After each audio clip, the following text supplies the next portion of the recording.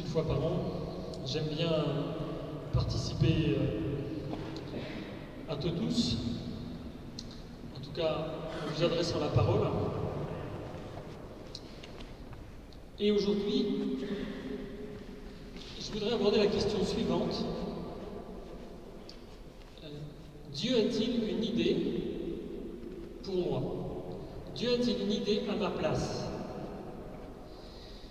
C'est une manière de poser la question de ce qu'on appelle dans le christianisme la vocation. Je vous parle de ça aujourd'hui parce que dimanche dernier, c'était la journée mondiale de prière pour les vocations. Chaque année, l'Église demande à tous les fidèles de prier pour les vocations. Et je le fais aussi parce que j'ai quelque chose à vous dire.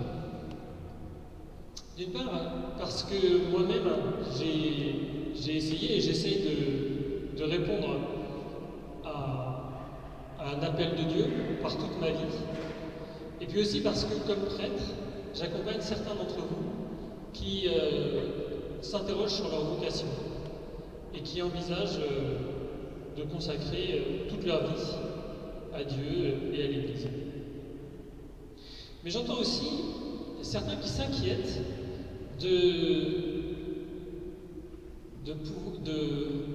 d'être appelés sous la forme suivante. Je cite une guide, mais cette phrase est assez partagée, disant « Je prie pour ne pas être appelé ». Ça m'a frappé, mais cette affirmation « Je prie pour ne pas être appelé » justifie mon titre d'aujourd'hui. Parce que dans cette affirmation, il y a l'idée que Dieu développerait de son côté un projet tout fait pour moi, auquel je n'aurais pas vraiment le choix,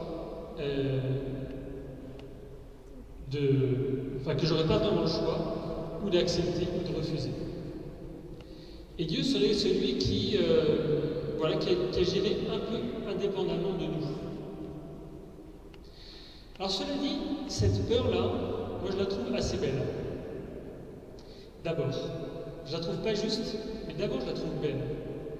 Parce que en avançant dans la vie, on conçoit, on découvre qu'on a envie d'avoir une vie belle et que ça dépend de nous. Quelquefois des enfants le conçoivent déjà, peut-être même plus spontanément, mais on le redécouvre en avançant dans la vie. On découvre en soi une sorte de disponibilité profonde, un désir de répondre par toute sa vie. Mais alors, qu'en est-il de cette vocation? Est-il bien vrai? Est-ce que c'est bien vrai ce que certains racontent, qu'ils ont eu une sorte d'évidence de ce qu'ils étaient appelés à faire, comme si Dieu avait une idée à leur place, ou un plan pour eux, comme il aurait un plan sur le monde. Alors d'abord, au passage, cette idée de plan de Dieu, elle n'est pas très biblique. Je l'ai appris à mes dépens une fois dans un examen important de théologie, qui portait sur un tout autre sujet, et dans ma démonstration à l'oral, j'avais dit plan de Dieu. Et il y avait un grand bibliste qui était là, un professeur, il me dit: vous avez trouvé ça où? Alors, je ne sais plus. Et au lieu de m'interroger sur le vrai sujet, il m'avait coincé sur cette affirmation plan de Dieu. Alors, l'affirmation plan de Dieu, elle existe bien dans l'Écriture, mais de façon assez marginale. On l'a entendu dimanche dernier à la messe. Cet homme livré selon le plan et la volonté de Dieu. Je ne sais pas si vous vous souvenez.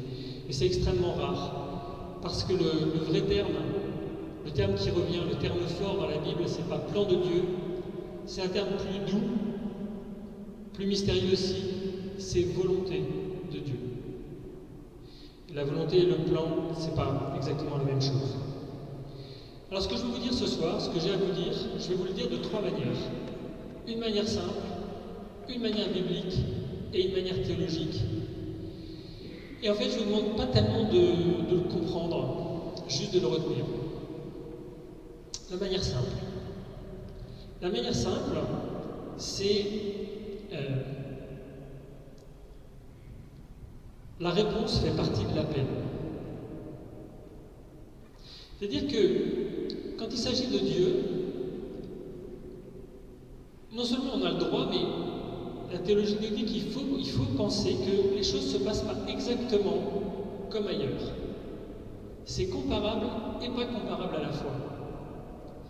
Donc, première manière de dire, la réponse fait partie de l'appel. C'est-à-dire, c'est quand on répond vraiment que l'on sait qu'on est appelé.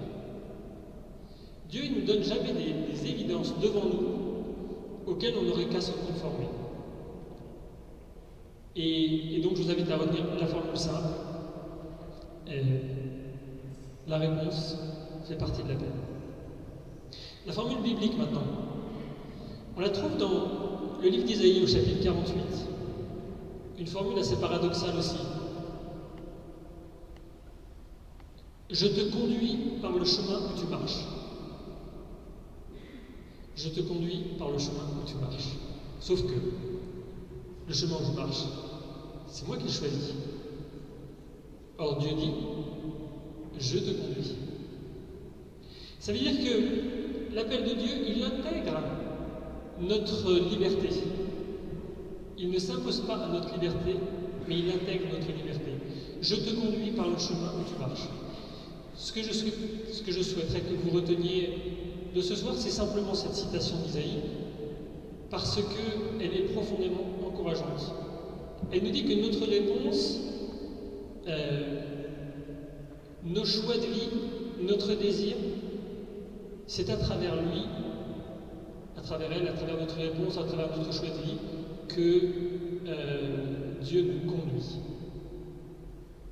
Et puis, la formule théologique plus compliquée, mais après tout, il n'y a pas de raison de ne pas commencer. C'est une affirmation qui concerne la grâce, ce que Dieu donne. L'appel de Dieu, c'est des choses que Dieu donne. Et le théologien que j'aime bien dit ceci. Il dit, la grâce, elle se donne sous 3 modes. Sur le mode du don, sur le mode de la capacité d'accueillir le don, et sur le mode de la réponse. Notre réponse est encore grâce. Dire que la grâce se donne sous la forme du don, on l'admet facilement. Dire qu'elle se donne sous la forme de la capacité de l'accueil du don, ça c'est déjà de notre côté. Et dire qu'elle se donne encore sous la forme de la réponse, ça c'est original. Voilà, je vous invite à retenir ça parce que ça nous met dans une attitude beaucoup plus dynamique et beaucoup moins craintive relativement à l'appel de Dieu. Et d'ailleurs, on pourrait comparer ça à la relation. Une relation avec quelqu'un, elle ne s'établit que dans l'événement où elle se passe. On ne peut pas dire sérieusement, en tout cas ça ne veut pas dire grand-chose, je suis fait pour me marier. Enfin, on peut toujours dire ça. Mais le jour où on rencontre celle ou celui qui sera son conjoint, ce jour-là, le jour où il prend un vrai visage, un visage particulier, un visage qui inspire et suscite la confiance, le jour où cette relation prend la figure d'un prénom, d'un consentement, alors on peut dire qu'on est fait pour se marier. Et de même qu'une relation ne s'établit vraiment que dans le face-à-face avec un visage, le risque pris d'une relation, de même, une vocation se construit à deux. Et c'est dans l'acte où on se risque à faire le pas que l'on sait qu'on est vraiment appelé. C'est pas quelqu'un qui nous le dirait de l'extérieur, même pas Dieu qui nous le dirait de l'extérieur, parce que Dieu, il est toujours celui qui est plutôt avec nous, qui marche avec nous,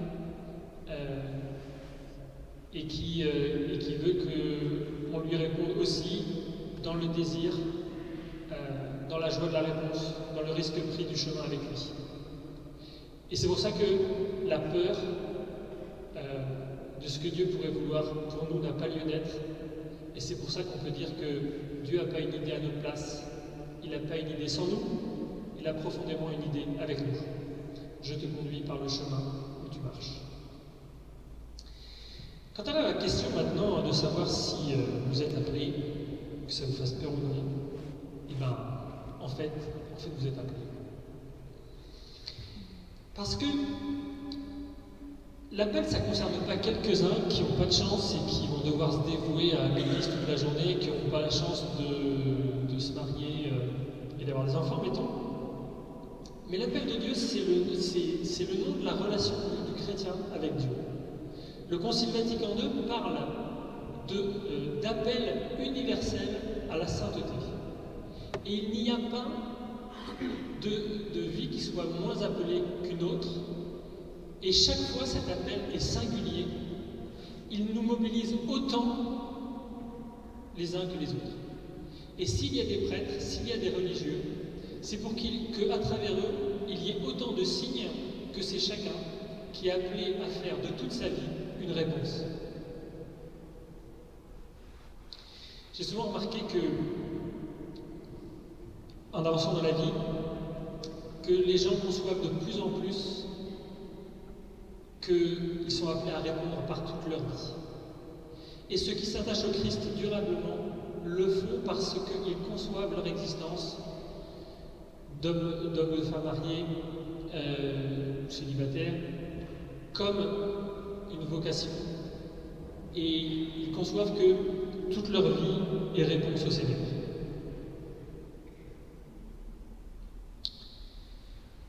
Et puis, dernière chose, on ne répond pas une fois pour toutes.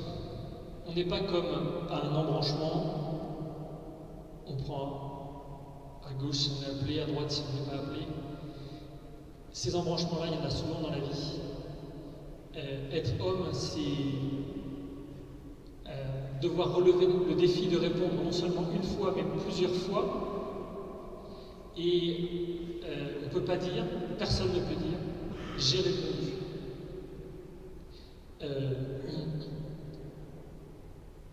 La vie nous provoque souvent à répondre à nouveau. Et j'aime bien l'exemple de sœur Emmanuelle, qui était religieuse pendant 40 ans et qui dit qu'elle a vraiment suivi le Seigneur quand elle avait 60 ans, au bout de 40 ans, dans les choix qui l'ont amené à aller auprès des plus pauvres. Voilà, je voulais partager un peu ça avec vous. Et puis, ces trois formules, dont je vous invite à retenir surtout la formule biblique, je te conduis par le chemin où tu marches, et à en faire une source d'approfondissement dans ce mystère d'un Dieu qui nous appelle à le suivre,